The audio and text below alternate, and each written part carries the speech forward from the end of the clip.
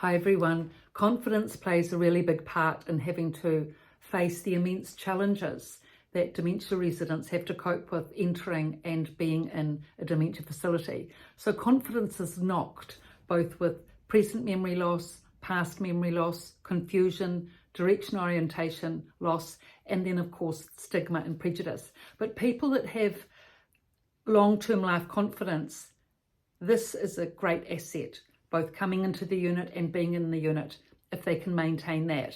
And these people actually in dementia facilities will help and often do help other dementia residents. If the resident has anxiety, anger or depression, that really needs to settle before confidence can be built, because it's a matter of building blocks, isn't it? And step by step, increasing that cognition and engagement and confidence so that the person is able to manage in the facility. So, for example, examples of how other dementia residents helped each other with confidence. The thing is that, it's a process, it takes time, but everything helps in the equation in terms of building confidence, and actually compliments and communication.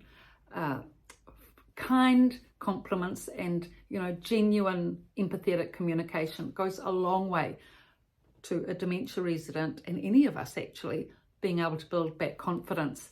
But the way that this happened in the unit I worked at with Jack, the Brigadier General, again, that wonderful Jack, he used to go around all the women every day, all the women, whatever state they were in, anxious, escalated, angry, didn't matter, same process. He'd go up to them, good morning, dearie, good morning, love, nice greeting, eye contact, friendly, warm, and then he'd just assess their level of ability and compliment them.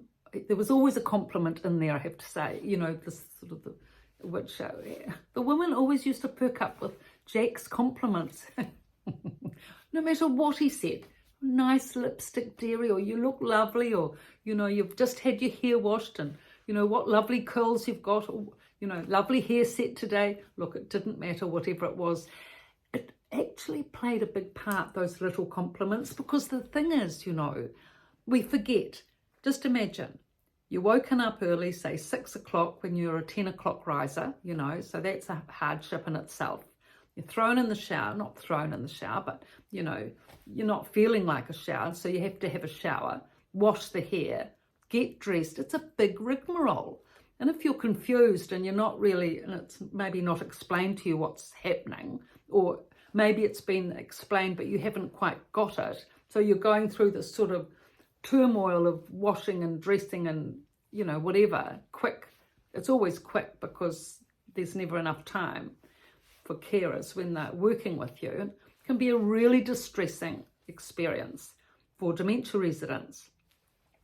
So if after they've been through all that, they have a lovely gentleman like Jack come along and say, oh, you're looking so lovely, love, or, you smell of beautiful powder and perfume, or whatever it is, clean and bright for the day. Just a little complimenting them about their dress, or he always finds something. It picks you up. You think, oh, I've been through all this, effort, and someone's saying something nice to me. And Theodora always used to say that at the unit, she always used to say that we oldies, we never receive compliments at this age. It's rare for people to give you a compliment. You might get compliments when you're younger, and that's a nice boost. But as you get older, you get less and less compliments.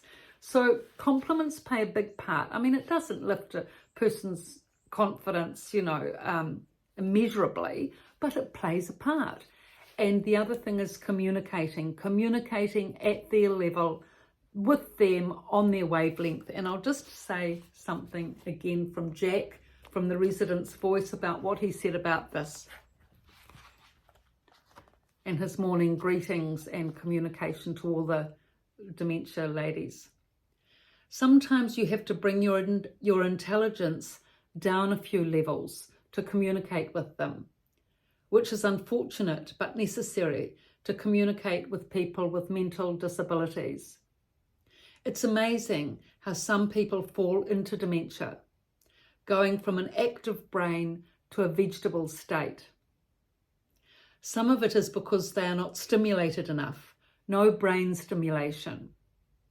It depends on what sorts of questions you ask them, and you have to listen to the answers. Give them time.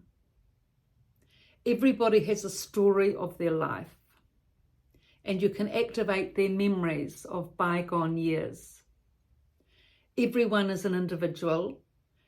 This work is specialist work, and not many people have the interest or intelligence to help. So this was Jack, the dementia resident, the Brigadier General, all of which is written up in the resident's voice. So these are lovely ways, aren't they, to be able to help a dementia resident lift their communication skills by communicating with them at their level, lifting their confidence through giving them a lovely, compliment. And everything plays a part in terms of being able to, get that courage, get that cognition, get that, confidence to be able to then communicate and make friends and be part of a community in a dementia facility. So along with that, of course, with dementia, there's so much for the dementia resident themselves to learn. And of course, the relatives, this is such really, there's not enough literature around on dementia, is there? I mean, you can get medical textbooks on dementia about the diagnosis and what the trajectory of the diagnosis is likely to be like, maybe on the medications, but in terms of positive practical techniques to help, and to understand all of what happens in a dementia unit. If you're not a medical person, if you haven't been a nurse or a carer or whatever in the medical facilities, it's very difficult to grasp all this information. That's why I've written this book, both books, to be able to give information for relatives to be able to study. And actually it is studying, to be honest. Thinking, learning, reading, it is studying. You need to study up on this if you're to grasp and get it. That's why I've written the books with all the epilogues in it. Now, so many epilogues, but anyway, half a book's worth on techniques to help. Now, in the books, just write in them. This is what I do. I just put stickies and highlighting and writing all the way through the book because, treat it like a diary or a journal because, these techniques in here you'll be applying with your dementia relative, friend, family member. And there's a lot to absorb, and not just absorb, but you want to practice these techniques and apply these techniques. And then you can write, date, time, results in the book. There's plenty of space, It's easy paper to write on. It's light to hold in your handbag. It's easy to just put on your lap, just put a pen in the center of it. That's it. Everything's in a book. It's all easy. So don't be afraid. Don't just read it and then put it in the library. Actually use it as a working tool. Or when you go into the dementia facility, you can, report and write and put everything down. And then if there's something that you want to, text or email to your family member about what's happening with your mother, then you've written it all in the book first. And then you've got all the material there because you can easily forget this information. You think, oh, I've got that. And then what was that? What was that about? If you've got it in the book, the trusty book, everything's at hand and, you're well equipped.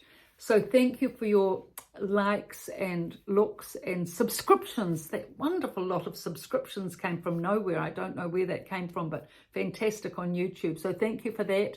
And please pass on the links to people, working with dementia that will be helped by this work. Thank you.